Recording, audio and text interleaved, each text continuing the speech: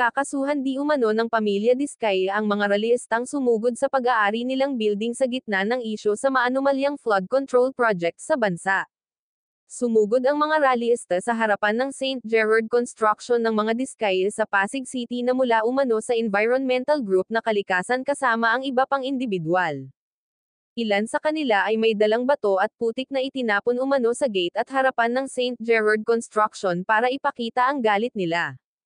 Ayon sa abogado ng pamilya na si Attorney Cornelio Samaniego III, sasampahan umano nila ng kaukulang kaso ang organizer ng nangyaring rally.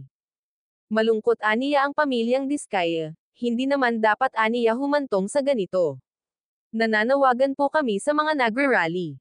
Sana po'y maging mahinahon sila at huwag po silang gumamit ng dahas o anumang paninira ng propiedad ng mga Diskaya. Samantala nanawagan ng tulong si Samaniego kay PNP Chief Jose Melencio na sana'y maprotektahan ng PNP ang mga properties ng mga Diskaya matapos sugurin ng ilang grupo ng mga realista ang kanilang compound.